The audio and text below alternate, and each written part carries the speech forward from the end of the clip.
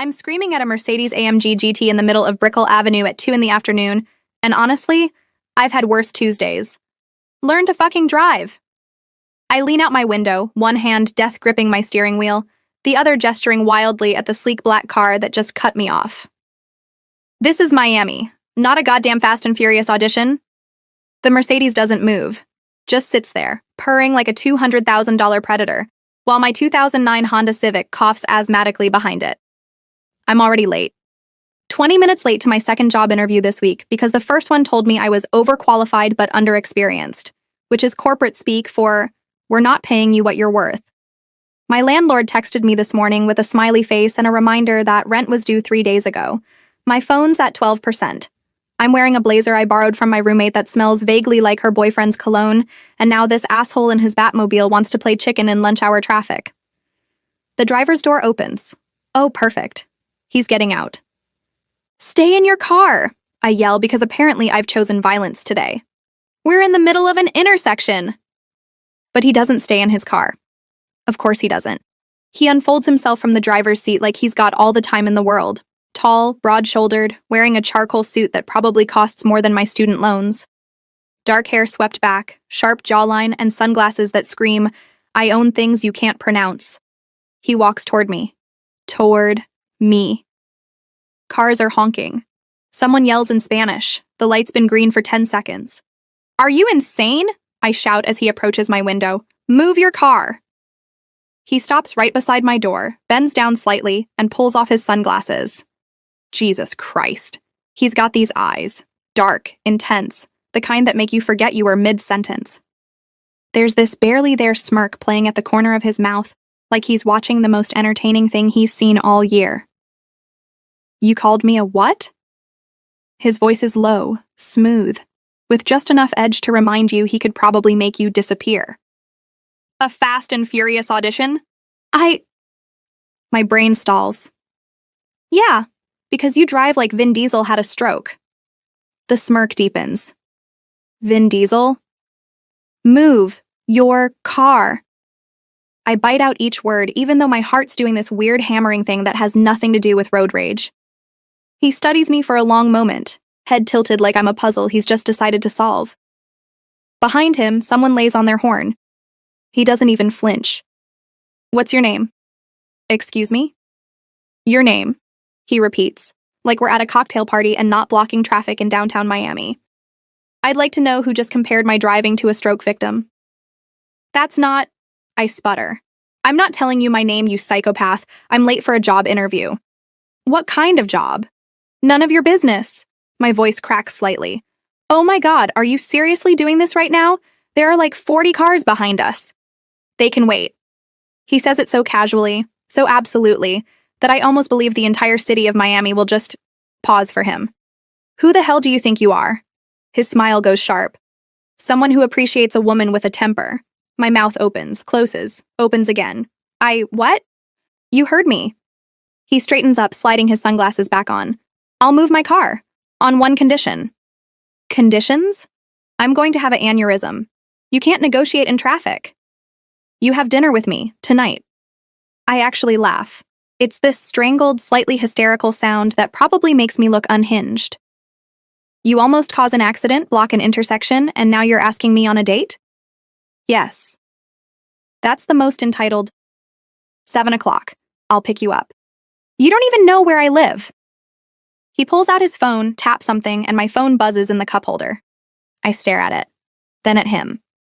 How did you... Your license plate, he says simply, like he didn't just commit a felony. Ran it. You're Ivy Morales. You live at 2247 Southwest 13th Street, apartment 4C, and you're late for an interview at Bentley and Ross Marketing. My blood goes cold. You can't just... I can. He leans down again, close enough that I can smell his cologne, something expensive and cedar dark. And I will be at your apartment at 7. Wear something nice. Not that blazer. This is insane. You're insane. Probably. He taps the roof of my car twice, like we're old friends. Drive safe, Ivy. Then he's walking back to his Mercedes, all lethal grace and casual authority, and I'm sitting here with my mouth hanging open like a bass. He slides into his car, and just like that, pulls away smoothly into traffic, leaving me in the middle of Brickell Avenue with every car behind me honking.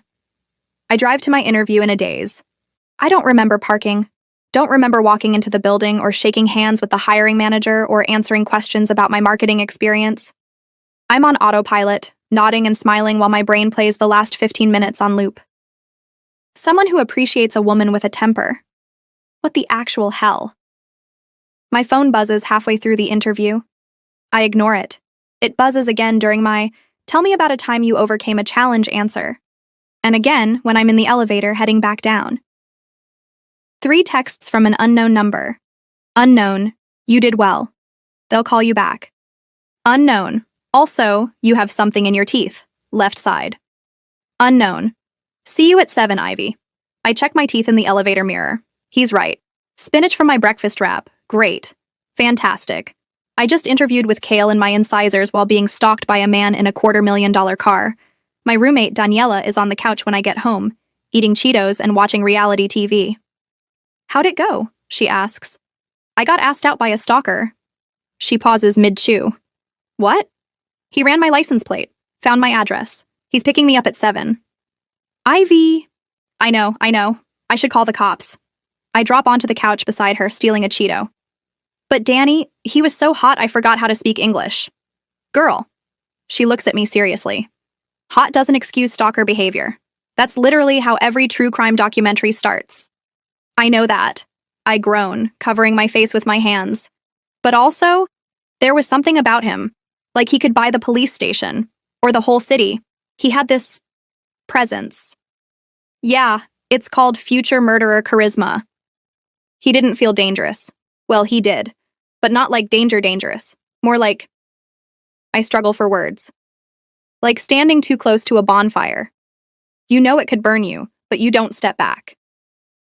Daniela throws a Cheeto at my head. You're not going. I didn't say I was going. Your face says you're going. My phone buzzes again. Unknown. By the way, I'm Luca Dante, since you never asked. I stare at the screen. Dante. Even I've heard that name. Everyone in Miami has. The Dante family owns half the waterfront, 3 casinos, and allegedly, runs the most powerful crime syndicate from here to New York. Oh my God. My voice comes out flat. I yelled at a mob boss in traffic. Daniela grabs my phone, reads the message, and goes completely pale. Ivy. No, absolutely not. I didn't do anything. You called Luca Dante a stroke victim. I didn't know who he was. I'm standing now, pacing. How was I supposed to know? He was just some asshole in a Mercedes. Some asshole who could make you disappear for insulting him. He didn't seem insulted. He seemed... I trail off, remembering his smile. That dangerous, interested smile. Amused. My phone buzzes a 3rd time. Luca. Wear the blue dress. The one in your closet. 2nd from the left. I drop my phone like it's venomous. He's in my closet? My voice hits a pitch only dogs can hear. How is he in my closet? Daniela's already heading for the door. I'm staying at Marcus's tonight. Maybe the whole week. Maybe forever. You can't leave me. Watch me. She grabs her purse, her toothbrush from the bathroom. If you're still alive tomorrow, text me. If not, I'll tell the cops you went down fighting. Danny. The door slams. I'm alone in the apartment staring at my phone, my heart racing. I should be terrified. Should be calling 911 or my mother or a priest. Instead, I walk to my closet, pull open the door. And there it is, 2nd from the left, just like he said. The blue dress I bought on sale 6 months ago and never wore because it felt too nice for my life. There's a note pinned to the hanger in bold, slanted handwriting. You'll look beautiful in this. See you soon. I should run. I should pack a bag and flee to my parents' place in Orlando. But instead, I pick up the dress, hold it against myself in the mirror, and think about eyes that saw straight through me in the middle of traffic. 7 o'clock is 3 hours away, and God help me, I'm already choosing which heels to wear. He's 15 minutes late. I've changed 3 times, settled on the blue dress with nude heels, redone my makeup twice, and convinced myself approximately 17 times that I'm making the worst decision of my life. Daniela's sent 12 texts ranging from, "Are you alive?" to, "I'm writing your obituary," and it says, "She was stupid, but her hair looked good." At 7:16, there's a knock. Not a doorbell. A knock. Confident, unhurried, like he knows I'm standing on the other side spiraling. I count to 5, don't want to seem desperate, then open the door. Luca Dante leans against my doorframe in dark slacks and a white button-down with the sleeves rolled to his forearms. No tie. Top button undone. He looks like a cologne ad directed by someone who understands female fantasy. His eyes travel from my heels to my face, slow and deliberate. "You wore the dress." "I wore my dress," I correct, stepping out and locking the door behind me. "Which you somehow knew about, which we're going to discuss." "Are we?" He sounds amused. "Yes. Right after you explain how you got my address, my phone number, and apparently a full inventory of my closet in under 4 hours." He holds out his arm like we're at a charity gala. "I have resources." Resources. I don't take his arm. That's a fun way to say committed several crimes. Alleged crimes. You literally told me you ran my plates? Technically, my guy ran your plates. He starts walking toward the stairs, completely unbothered by my refusal to touch him. I just asked nicely. I follow because the alternative is standing in my hallway looking stupid. What guy? Your hacker? Your, what do you people even call them? Your conciliere? People? He glances back, one eyebrow raised. You know what I mean. Say it, Ivy. We're on the stairs now. His car, a different one, a midnight blue Bentley, is parked directly in front of my building in a clearly marked no parking zone. Say what? What you think I am. He opens the passenger door, waits. You've been dancing around it since you got in your car. I stop on the sidewalk. Fine, you're Mafia. Close. He gestures to the car. I prefer businessman with unconventional methods. That's literally what every mob boss says. Then I'm in good company. His smile is sharp. Getting in, or would you like to keep interrogating me on the street? I get in because a woman in scrubs is staring at us from across the street, and because the leather seats smell incredible, and because, God help me, I want to know what happens next. He slides into the driver's seat with that same liquid grace, starts the engine. Where are we going? Dinner. Wow, specific. You'll see. He pulls into traffic. Smoothly this time, I notice. How was the rest of your interview? How do you know I had the rest of an interview? Because you're competent, and you needed the job. He switches lanes. They offered it to you yet? I stop. Wait, did you do something? Define something. Luca. I may have suggested to their CEO that hiring you would be in everyone's best interest. He says it casually, like he's discussing the weather. You got me the job. I made a recommendation. You got yourself the job by being qualified. You can't just interfere with my life. I just did. He glances at me, and there's something darker in his expression now. You were late because of me. I fixed it. By intimidating someone into hiring me? By making a phone call. His jaw tightens slightly. Marcus Bentley owes me a favor. Now he owes me one less. You get a job you earned. Everyone wins. I should be furious. Should demand he take me home right now. Instead, I'm staring at his hands on the steering wheel, strong, elegant, with a thin white scar across his left knuckles, and trying not to think about what owing him a favor means in his world. You're insane, I say finally. You mentioned that earlier. I'm mentioning it again. We're heading south on I-95, the city skyline glittering behind us in the early evening sun. The ocean appears on our right, impossibly blue. I looked you up, I admit, after you texted. And you're Luca Dante. Your family owns half of Miami. You're on Forbes under 30. You've never been arrested despite multiple investigations. I tick them off on my fingers. You donate to children's hospitals and allegedly run protection rackets. You're either a philanthropist or a criminal, and I can't figure out which. Why not both? That's not how morality works. Says who? He exits the highway, turning onto a coastal road I don't recognize. I protect people who can't protect themselves. I solve problems the legal system ignores. And yes, I profit. But everyone under my protection sleeps safely. Unless they cross you. His expression doesn't change. Unless they cross me. The honesty is almost worse than a lie. We pull up to a restaurant that doesn't have a sign, just a sleek glass building perched on a cliff overlooking the ocean. A valet appears instantly. Mr. Dante. The kid can't be older than 20, and he looks at Luca like he's meeting royalty. Welcome back, sir. Thanks, Marco. Luca hands him the keys, then comes around to open my door. Your sister doing better? Marco's face lights up. Yes, sir. The surgery went perfect. She's coming home tomorrow. Good. Luca slips him what looks like several $100 bills. Give her my best. Marco practically bows before getting in the car. You paid for his sister's surgery, I say, as Luca guides me inside with a hand on my lower back. She needed a new kidney. Insurance wasn't covering it. So you just paid for it. Marco works for me. I take care of my people. The restaurant is gorgeous. Floor-to-ceiling windows, white tablecloths, soft jazz. Every table is full except one by the window with a reserved sign. Ours, apparently. The maitre d' greets Luca by name, leads us over. The sunset is painting the ocean gold and pink. This is too much, I say once we're seated. It's dinner. This is a marriage proposal restaurant. This is where billionaires bring their mistresses. Are you volunteering for the position? His eyes gleam with amusement. I'm unemployed. Well, was unemployed. Until you interfered. You're welcome. I didn't say thank you. You were thinking it. I was. Damn it. A waiter appears with champagne I didn't order. Luca waves away the menu. We'll have the tasting menu. She's allergic to shellfish. The waiter nods and disappears. I stare at Luca.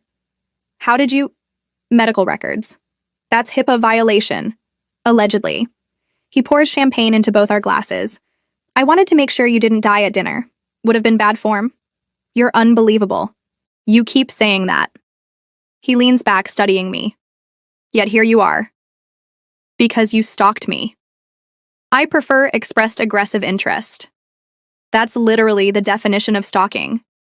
Ivy.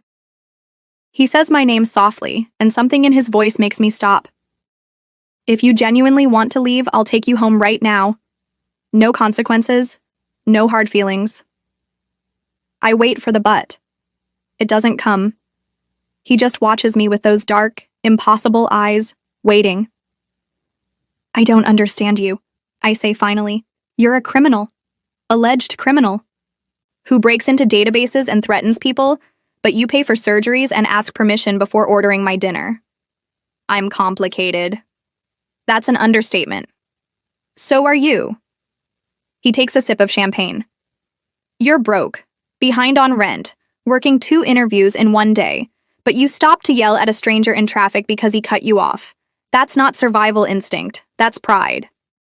Or stupidity. I don't think so. His gaze intensifies. I think you're someone who doesn't back down, even when you should.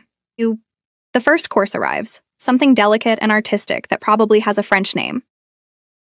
Is that why you followed me? I ask. Because I yelled at you? Partially. He cuts into his food with surgical precision. Also because you looked at me like I was just a man, not a name, not a reputation, just an asshole in a Mercedes. You were an asshole in a Mercedes. Exactly. His smile is genuine this time, reaching his eyes. Do you know how rare that is? Everyone I meet wants something or fears something. You just wanted me to move my car. Still do, honestly. You're a terrible driver. He laughs, actually laughs, this low, warm sound that does dangerous things to my nervous system. I'm an excellent driver. You were in my blind spot. Your blind spot is the size of a compact car? I was distracted. Buy? Closing a deal. Guy owed me money. Had to make sure he understood payment terms. Payment terms. I set down my fork. Is that code for breaking his kneecaps? No one's kneecaps were harmed. He pauses. His car, however, is at the bottom of Biscayne Bay. I should not find that funny. I laugh anyway. And Luca Dante smiles at me like I'm the most fascinating thing he's ever seen, and I realize with absolute certainty that I'm in so much trouble. The kind you don't walk away from.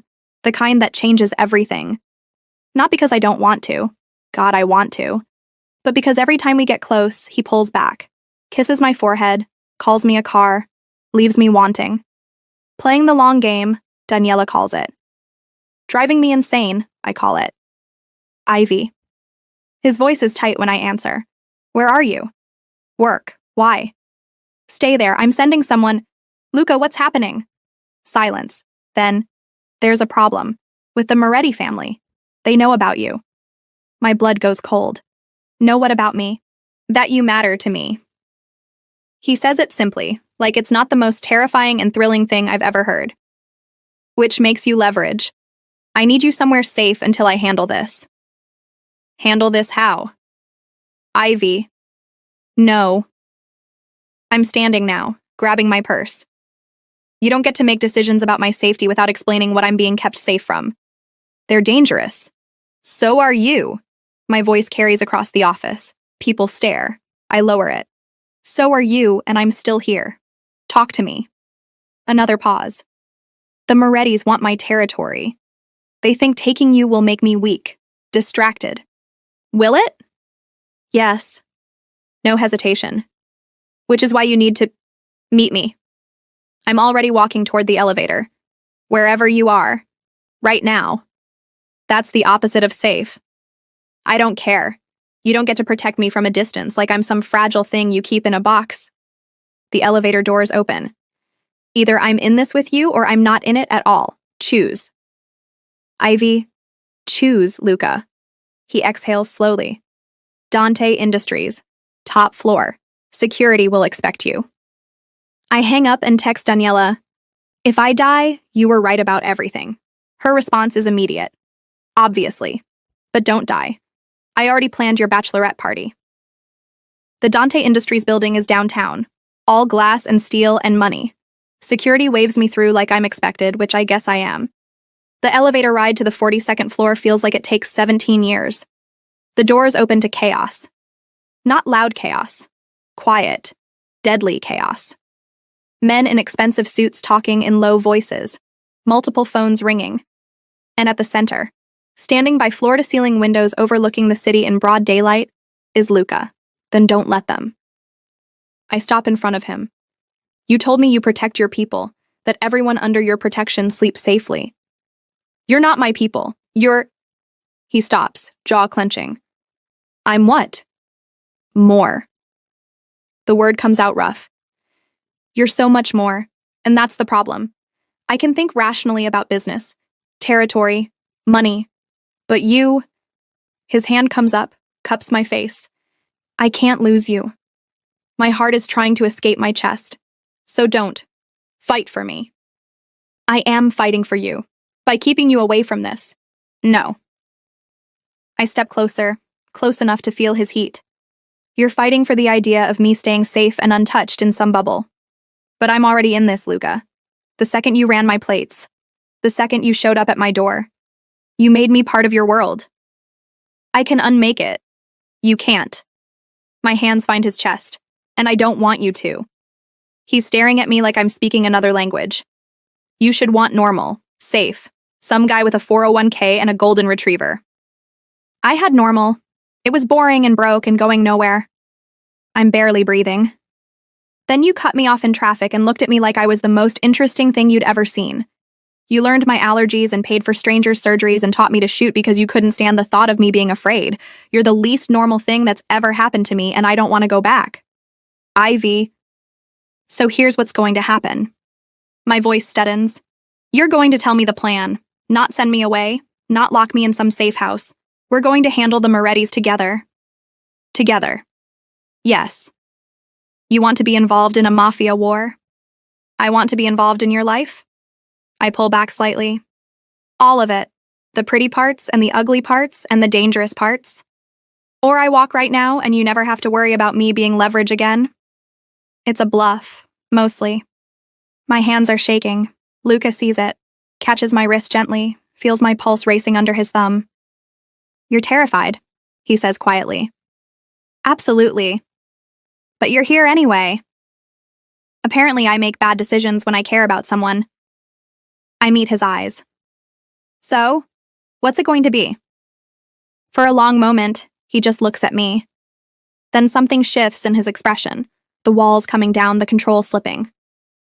The Morettis are meeting their distributors at the port of Miami, today, 4 o'clock. His thumb is still on my pulse. I'm going to make them an offer they can't refuse. That's a Godfather reference. I'm aware. Not very original. His mouth quirks. You're critiquing my threatening rhetoric right now? Someone has to. I smile despite everything. What's the offer? They back off my territory and anyone associated with me, especially you, or I release evidence of their offshore accounts to the IRS and the FBI simultaneously. He says it calmly. They'll be in federal prison by dinner. You've had this the whole time? Insurance policy. I prefer not to involve federal agencies, bad for business, but for you. His hand slides into my hair. I'd burn every bridge I have. My breath catches. Luca, I'm in love with you. He says it like a confession, like it's been killing him. Since you called me a stroke victim in the middle of traffic, maybe before, maybe the second I saw you fighting with the universe over a green light. And it's terrifying because I've never... He stops. I don't let people matter. It's a liability. But you... I kiss him. Not gentle, not tentative. I kiss him like I've wanted to for 3 weeks, and he responds immediately, one hand in my hair, the other pulling me against him, kissing me back like he's been dying for it. When we break apart, we're both breathing hard. Come with me, he says against my mouth. To the port. I want them to see you. See what they tried to threaten. See that you're mine and untouchable. That's either really romantic or really crazy. Both. His forehead rests against mine. Probably both. Okay. Okay? Let's go terrify some mobsters. I grin. Also, I'm keeping that insurance policy thing in mind. Very romantic. Threatening federal prosecution on my behalf. I contain multitudes. You contain felonies. Those too. The port of Miami at 4 o'clock is all sunlight and shipping containers. Luca's people have secured the location. Men in dark suits positioned strategically, looking simultaneously professional and deadly. The Morettis arrive in a convoy of black SUVs. I'm standing next to Luca in the blazing daylight, wearing the blue dress again because I've decided it's my power outfit now, and watching 3 very surprised mob bosses realize I'm not cowering in a safe house. Dante. The oldest one, silver hair, expensive watch, speaks first. You brought a girl to a business meeting? I brought my future wife, Luca corrects calmly, and my heart stops. The woman you threatened, the leverage you thought you had. I wanted you to meet her, look her in the eye, and understand that touching her means ending your family's entire operation. He slides a tablet toward them. Financial records, all your offshore accounts, shell companies, tax evasion dating back 12 years, one call to my contact at the FBI, and you're done. Silverhair's face goes red. You're bluffing. I never bluff. Luca's voice drops. Ask anyone. I could have sent this yesterday, could have ended you without a conversation, but I'm offering you a choice. Back off, completely. Leave my territory, my businesses, and especially her alone, or test me. The silence stretches. Finally, Silverhair nods stiffly. We're done here. Good. Luca doesn't move. Because if I even hear her name in your organization, I won't call the FBI, I'll handle it personally. We clear? Crystal. They leave. Just like that. I wait until their convoy disappears before turning to Luca. Future wife? He has the grace to look slightly embarrassed. I was making a point. That's a hell of a point. Unless... He stops. Unless you object to the terminology. I step closer, right there in the middle of the port with his security pretending not to watch.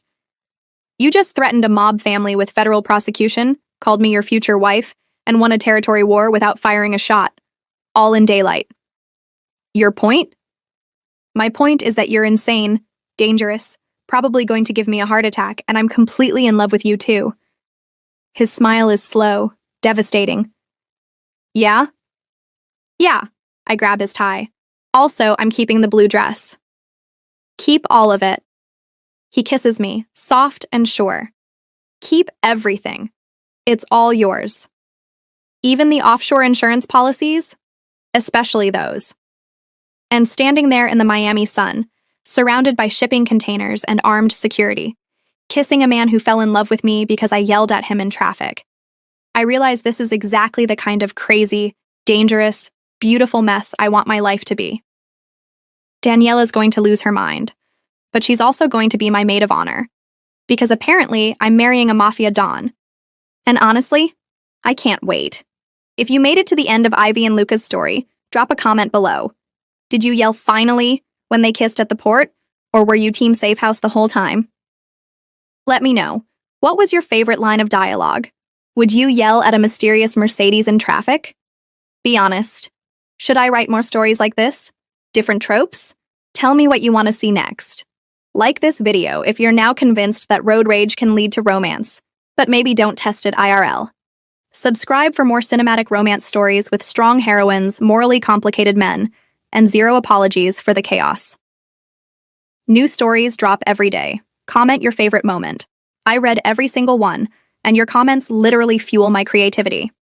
Plus, I love seeing which scenes hit different for different people. And hey, if you know someone who needs a Mafia romance in their life, or just loves a good wrong place, wrong time, right man story, share this with them.